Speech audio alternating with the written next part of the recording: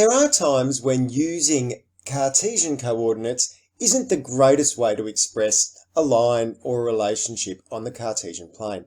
And this is what begins our investigation into polar coordinates. Now, polar coordinates might look like x and y coordinates, but in fact, they're r and theta.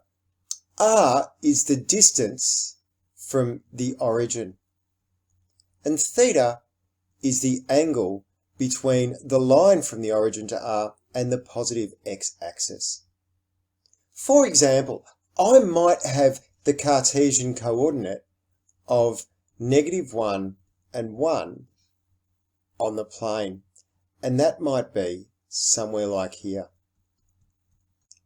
I could express this in polar terms by saying this line will be this angle theta from the positive x-axis and a distance r from the origin.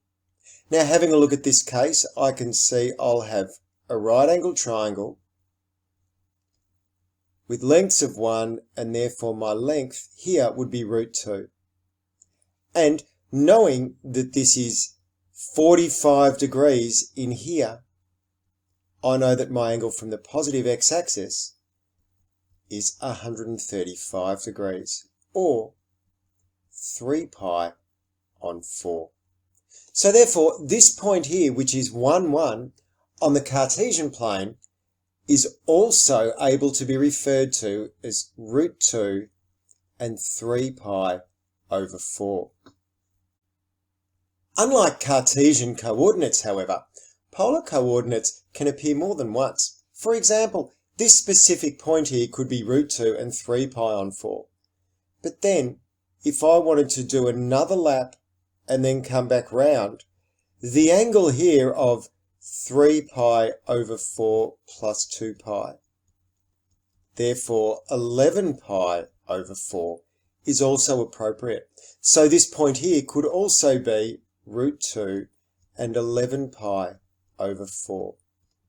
It could be √2 and -5 pi over 4. And would you believe it could also be from the origin this way by pi over 4 -√2. So I could also write this as -√2 and -pi over 4.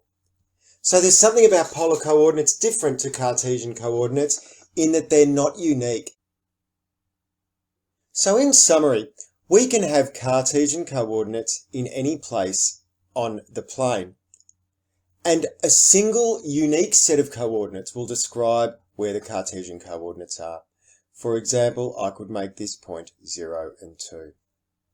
To find out what the polar coordinates are, I need to find the distance from the origin.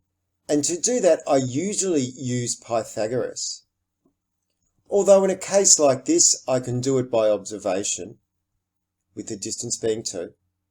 And I need to find the angle from the positive x-axis. So I start here and move around in the anti-clockwise direction. So this point here could be 0, 2 in Cartesian coordinates, and would be 2 and pi on 2 in polar coordinates.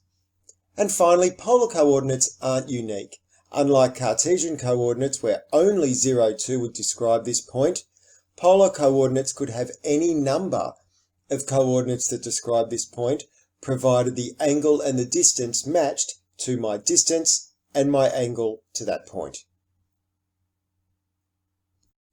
If you found this or any of my other videos helpful, please subscribe to my channel or like the video. Thanks.